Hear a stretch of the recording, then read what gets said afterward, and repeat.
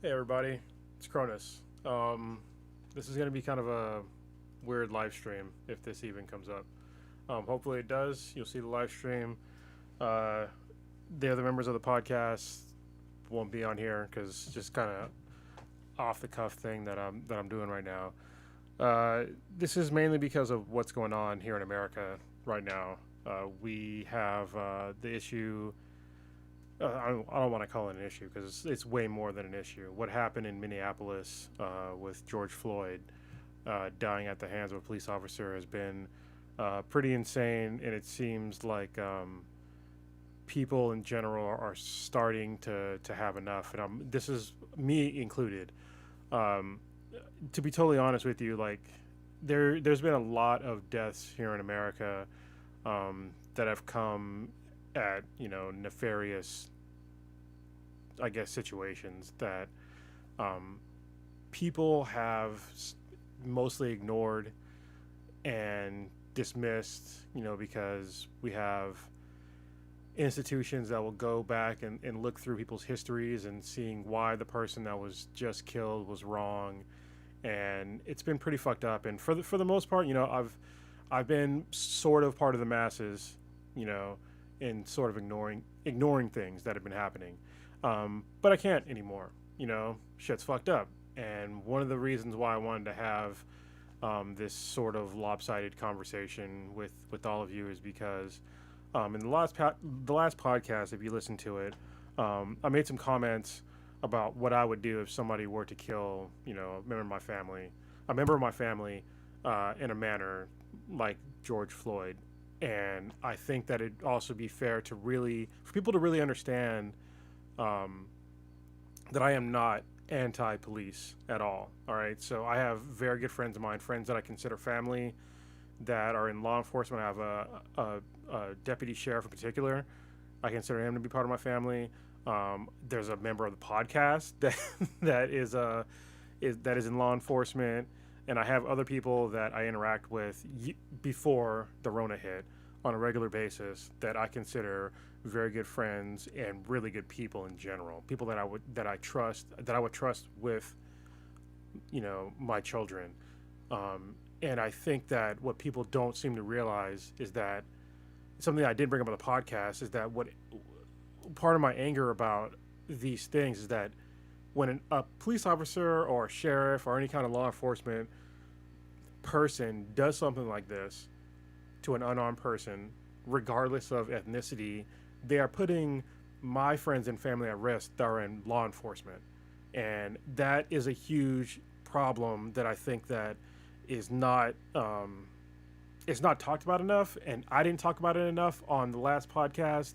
And I think that it needs to be kind of addressed more. And I'm going to get into the other issues, hopefully, um, with just the whole situation in general, being a person of color here in America and like dealing with this sort of dismissal of our basic human rights to just live, without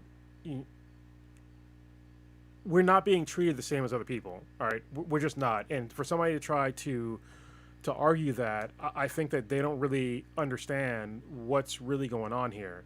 And so first, let me just address like the law enforcement issue of it. So in Minneapolis, right now, they just burned down the third precinct of the police department there, and it's horrific. They had looting there. They had people looted a Target there. They burned down a bunch of other buildings, and it's fucked up. Those are people too that had businesses, and even though when people say, "Oh, it's just a Target," but that Target served your community.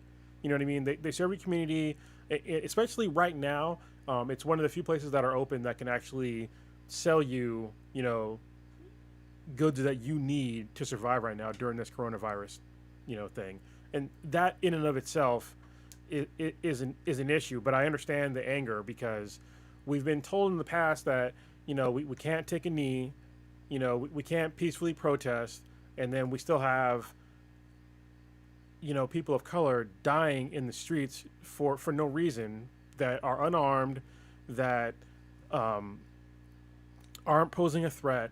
And how do you expect people to take that continually? You can't sit there and continually shit on a portion of the population and expect us to just take that sitting down, you know.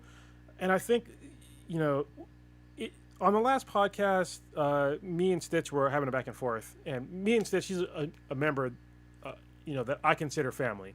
I mean, prior to this whole coronavirus thing happening, like one of my favorite things to that happened in my life every single week that was awesome is that I got to see my friends and family that I still consider my family. We got to get in the same room and just bullshit about certain topics. Every single week it was great. And me and Stitch, we don't agree on certain things, and that's fine. I actually appreciate that because I don't like having an echo chamber of people that think just like me. So when we disagree on things, we don't bring it up after the podcast. We don't hate each other. We don't talk shit to each other. We just have a disagreement and we leave it at that. And it's fine. I got to get back to my point. But it's just like, how do I put this? So he brought up something on the podcast that I was gonna make a comment to, but I held my tongue on it, and I'm not faulting him because what he said is generally factually correct. Is that he said that if citizens go against police officers, that generally speaking, bad things will happen. And generally speaking, he's totally right. However, this nation was built on a revolution. And I think that a lot of Americans, they seem to sort of forget that during these sorts of times, just in general, is that, we were, America back in the day, back in the 1800s or 1700s or whatever, we were oppressed by a distant government, in England. And they taxed us, did all this fucking bullshit to us. And eventually people had enough and they were done with being oppressed like that. And we had, the Boston Tea Party, which caused, a bunch of property damage.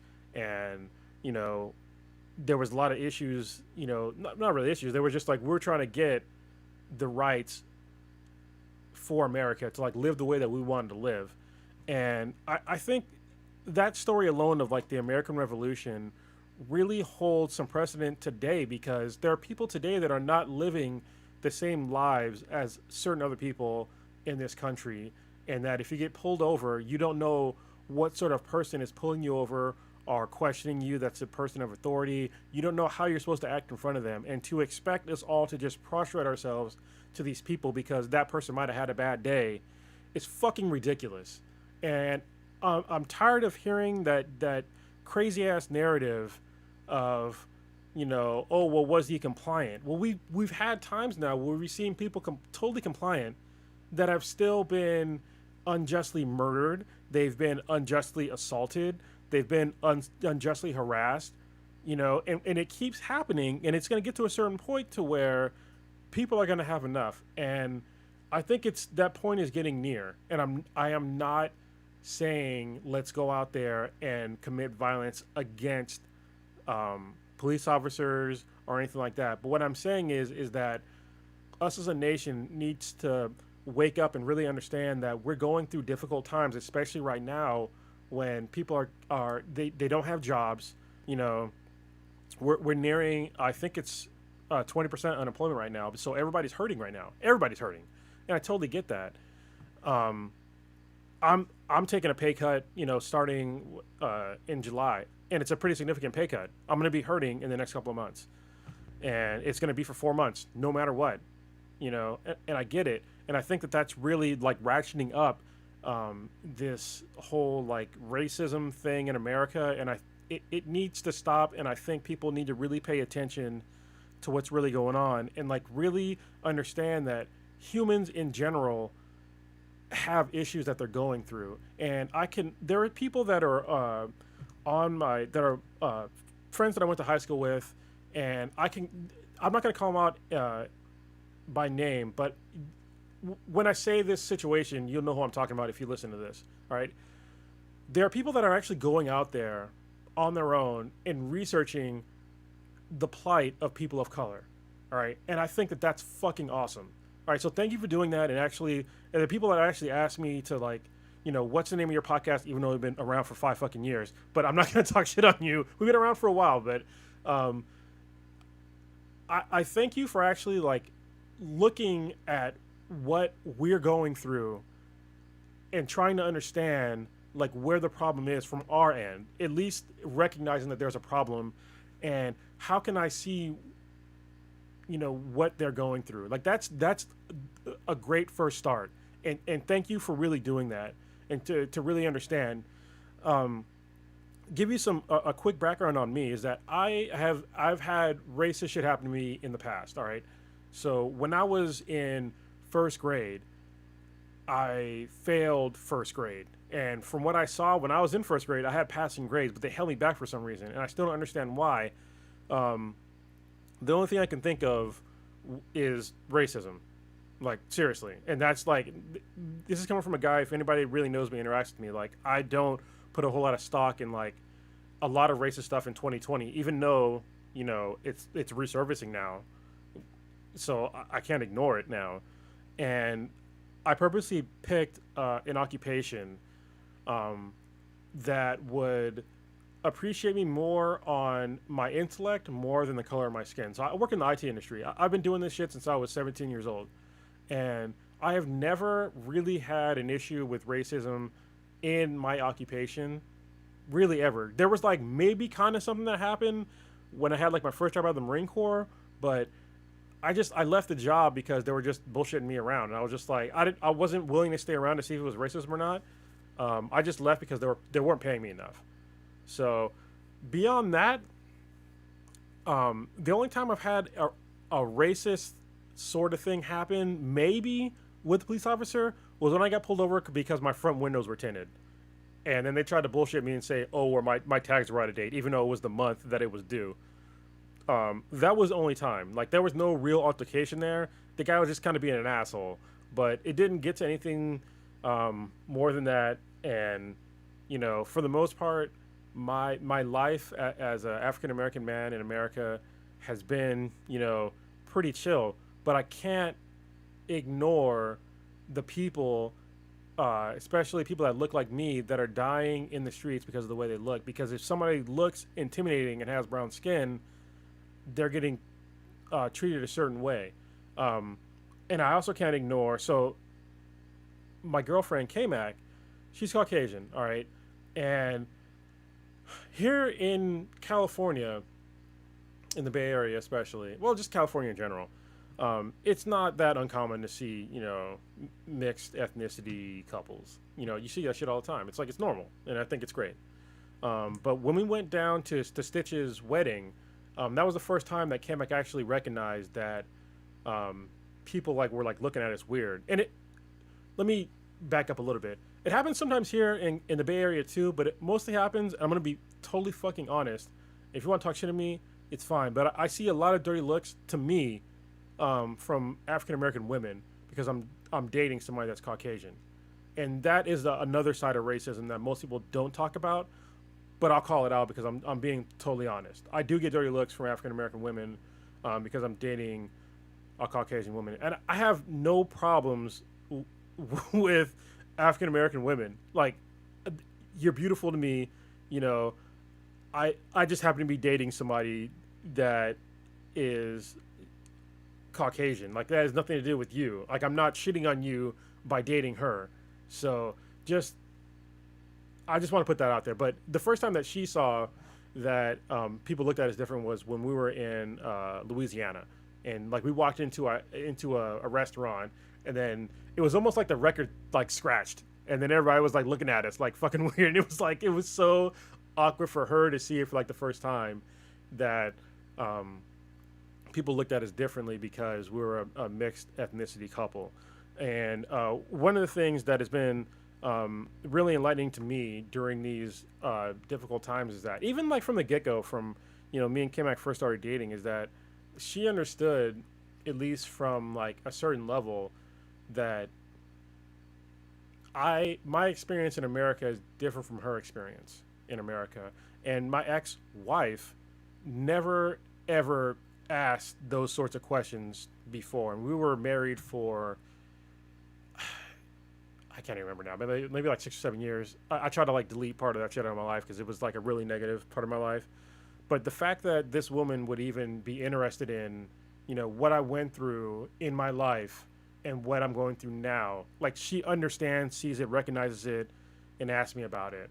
And that shows me that I'm with the right person, and we have an adopted daughter who has more African ancestry than I do. She's darker than me. And I talked about it before on the podcast, but like raising her here in America, to me, I feel like I'm not giving her the best life here in America because of all this shit that's going on, because of people that are scared of her because of the way that she looks. And me and Kennick have talked about it for a while now, that if this keeps going on, we are going to have to move. And I love America. I am a U.S. Marine. I went to other countries for America.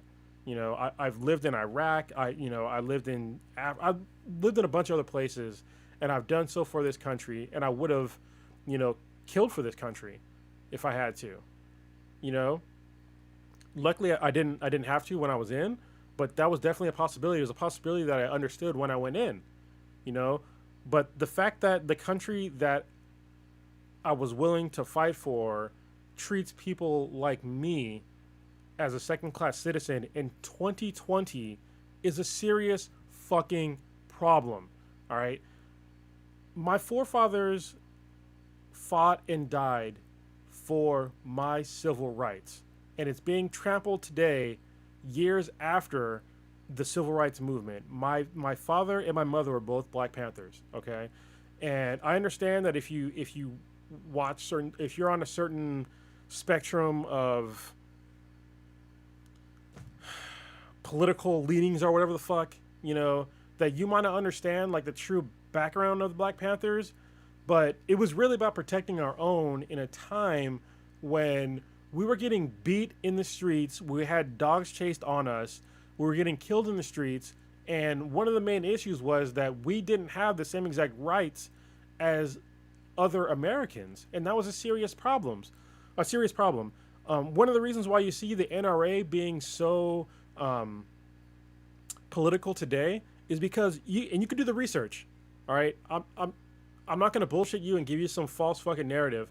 Do the research on the NRA and then go back and see when the Black Panther movement was first started, when they decided to take guns and go to, I forget what city it was, but they decided to open carry into a city. And actually they met Ronald Reagan there, and Ronald Reagan was like, hey, why are you guys open carrying? He wasn't like, don't do it, but he was asking them, what's going on with the like open carry thing. And they were saying that they were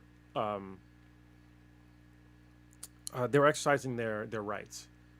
And then right after that, they decided to have all these laws to basically suppress gun rights ownership for African Americans. And that's when the NRA was like, fuck, if they could do it to them, what if they do it to us? And that's when the NRA decided to get really political.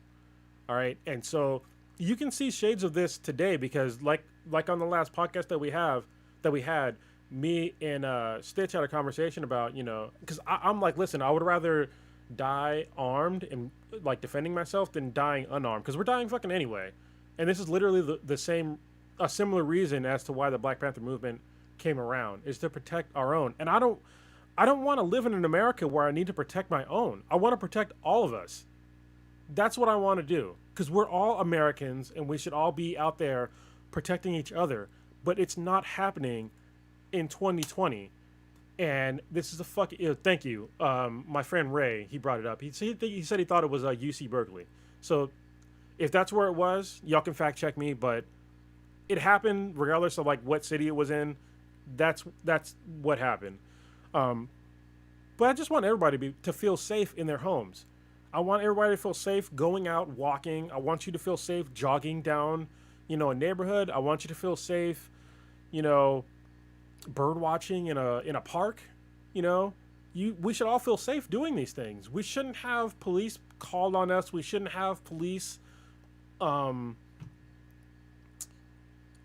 disproportionately purporting acts of violence on us because of the way that we look. It's fucking bullshit, and it's time for America to really up our standards.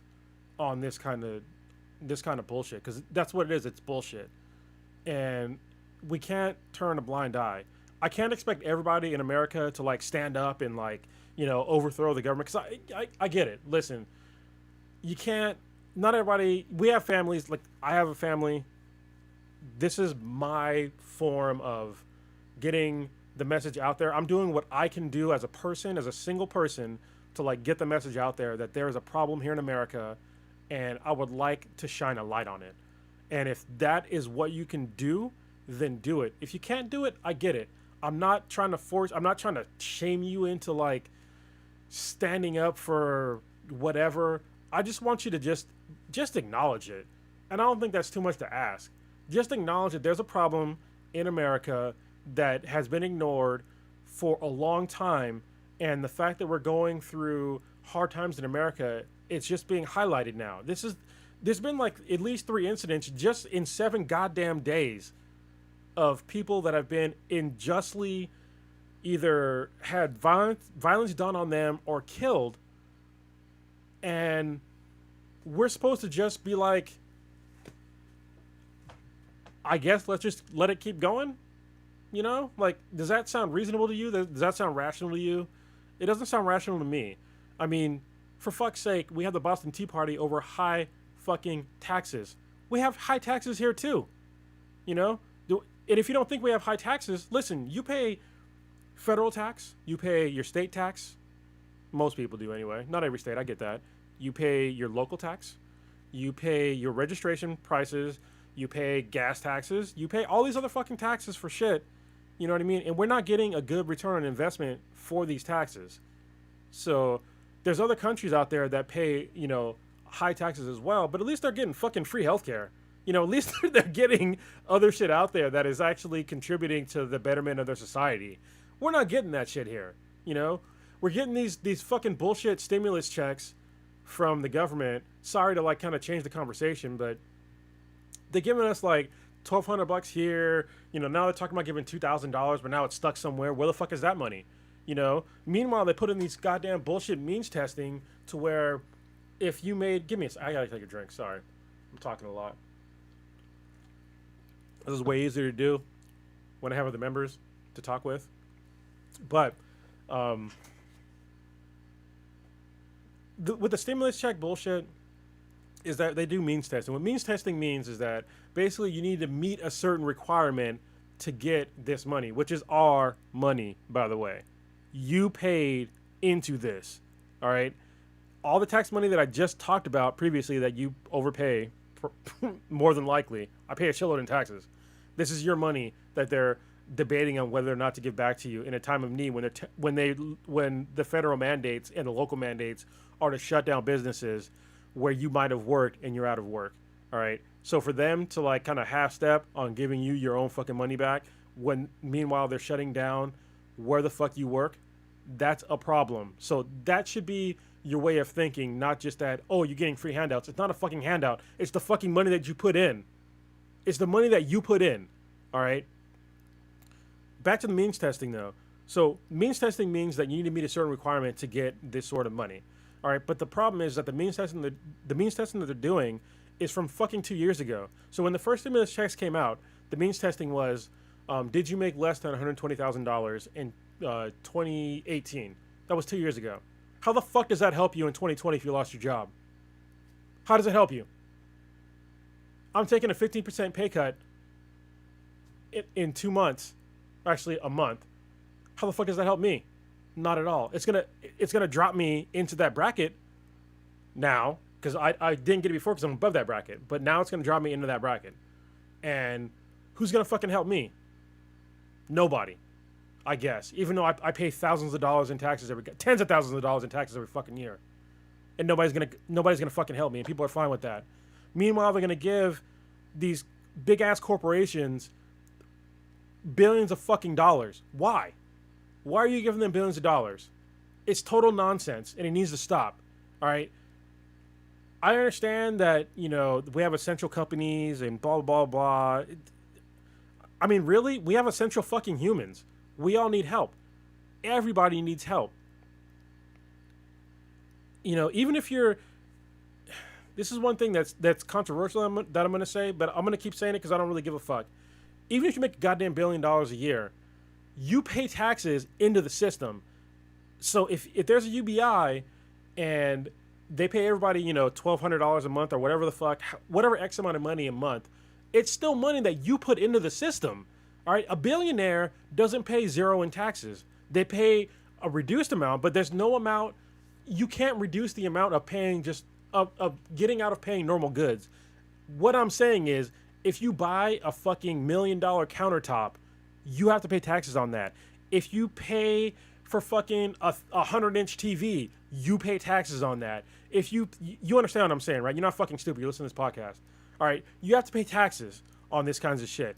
Whether or not you're getting around your federal taxes, I understand that's a good point, but that's also why we need to have a goddamn a VAT tax. I get in this argument all the time about, how do you pay for UBI? It's you make people and companies actually pay for taxes. There are a bunch of companies right now that make trillions of dollars a year, and they pay zero in federal taxes.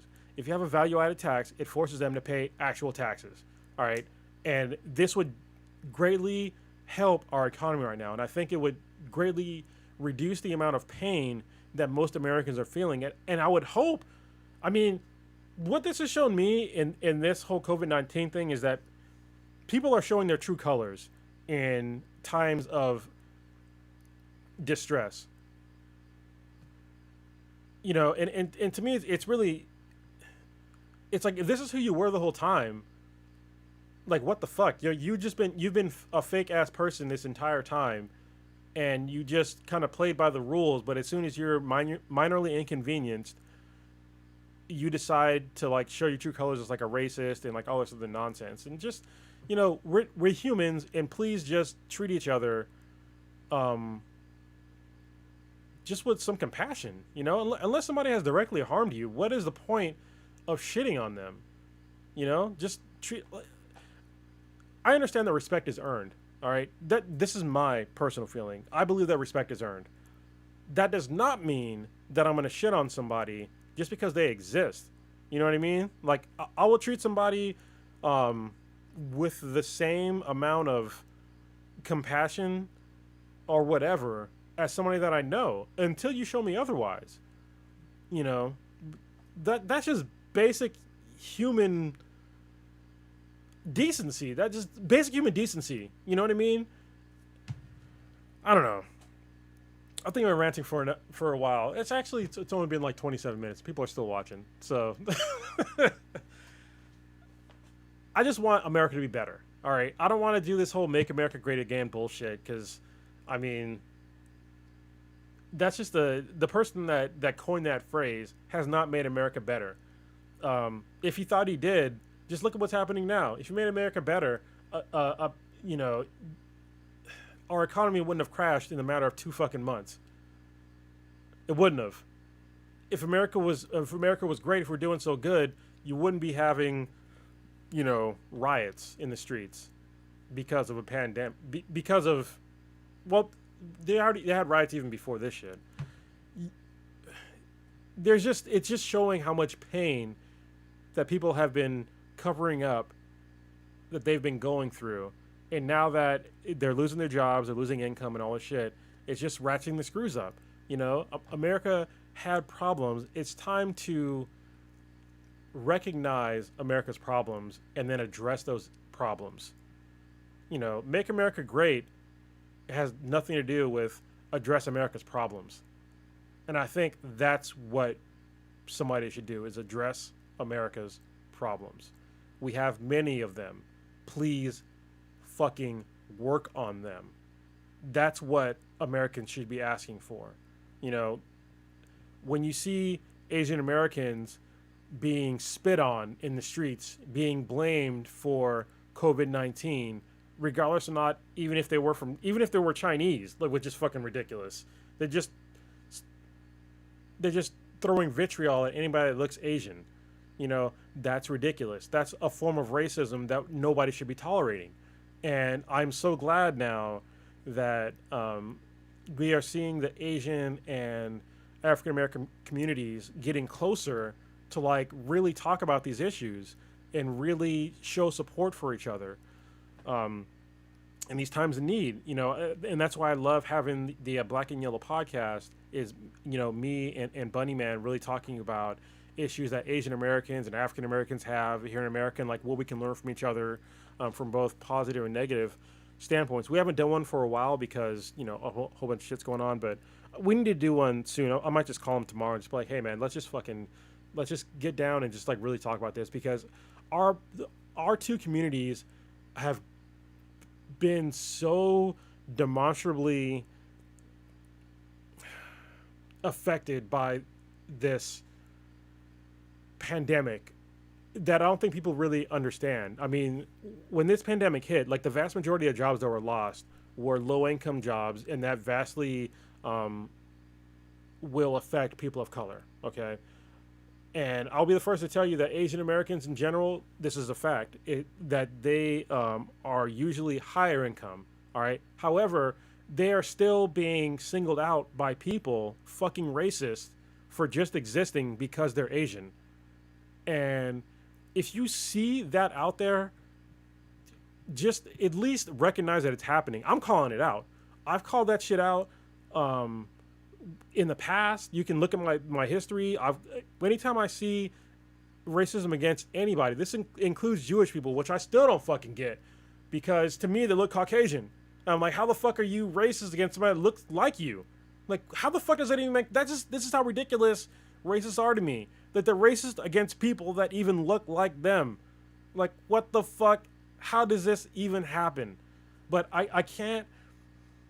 When I really think about it, is I can't take rational thoughts to irrational people. And so I'm hoping that this conversation will hit rational people and at least just open their eyes just a little bit. I'm not calling to arms or anything like that. I just want you to hear what I'm saying and just really think about what I'm saying. And the fear that I have as an African American man, going out, in public and worried about, actually, for me, honestly, I don't have a lot of fear, being an African American man in America. I honestly don't. I fear for my daughter. All right, mainly my adopted daughter, because my biological daughter, she's mixed and she has lighter skin, so she will get way less, racist shit happening, even though it can happen to her. But and I worry about that too, but mostly for my adopted daughter because she's dark skinned, and I don't want her to live in an America that sees her as a second class citizen, and how do I even like really say this? It's just like, I thought that those dues were paid. I thought that the blood price of my freedom was paid by my parents' generation and the previous generations. I thought that it was paid for in fucking full, and we still have these issues. How much fucking blood does it take in America for people to understand that we all are human beings and we all deserve the exact same rights? All right. How much blood does it take? Can anybody answer that? I mean, seriously, that's an open question I'll leave out there, because I keep seeing people dying for totally irrational reasons, for just existing. So, and I'm not. Sorry for the long pause. I know it's a no-no in podcasting, but you're gonna get a fucking long pause, because I don't want to be. I'm trying not to be overly dramatic in something that is like deeply angering me as a man, and I don't want somebody to be like, I'm just some angry black man, because they're gonna try to minimize what I say and just say that he's some angry dude. Listen, my life is fucking good. Really is. I'm pointing out bullshit that's not good, but my life in general, I'll be fine. I've dug my way out of some bullshit in my life, but you know what? Everybody has problems. Everybody has some. Most people. I'm not gonna say everybody. There's certain people that are born into wealth that have less problems than most people do. They probably have their own problems that probably seem like a big deal to them, but it's still it's not it's not the same kind of problems that I grew up with. At the same time, though, I want to give my children a better life. I don't want them to deal with what I'm dealing with. I think that's the main problem. There it is. That's the main problem that I'm having, is that I have worked my entire life to give my children a better fucking life, and I have a society that seems to be dead set on giving my kids a shittier life. That is my fucking problem. All right.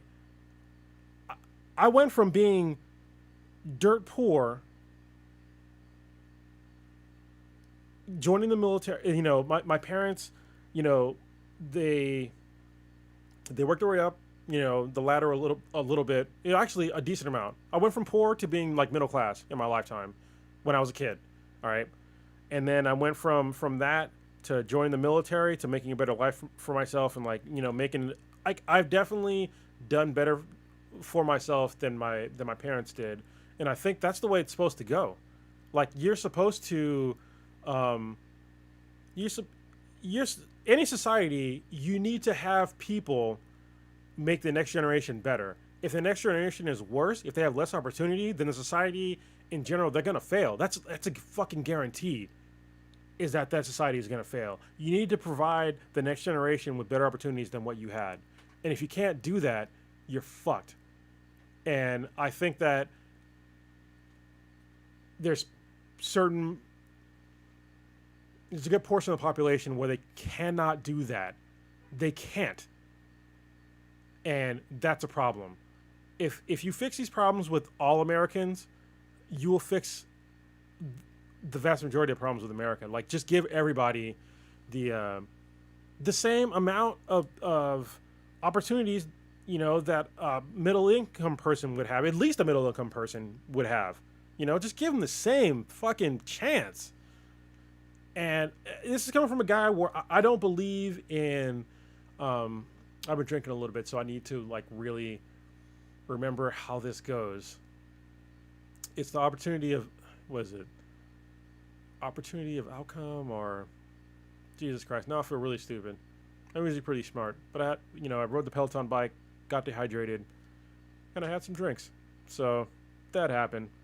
It's the equality of outcome, or the somebody's yelling at me right now. I know that's listening to this. Like, motherfucker, you know what the next thing is. You're yelling it. It's the equality of outcome and the equality of opportunity, or something like that. But basically, we need to all have basically the same opportunity.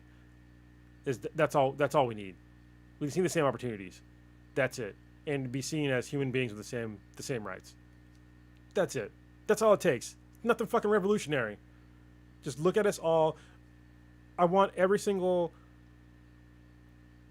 police officer out there, if you go to arrest somebody, just pretend for a minute that person is, just at minimum, your friend's kid. How about that? Pretend that the person that you're arresting is your friend's child. Treat them like that. I don't think that's too much to ask. If they decide to try to assault you or do whatever, then yeah, you can use escalation of force. Totally got you there. But just from the base, right when you meet them, just pretend that they're your friend's kid. I think that's a good step in one direction. And with that, I'm gonna end this shit. I'm gonna end my rant. I think I've said enough. This is going on 40 minutes of one guy talking. I hope you listen, and I hope this helps people out there really understand my thoughts on this, and just let's just be better to each other as a whole, as Americans. Let's be better to each other. All right, with that, I'm with this bitch. Peace.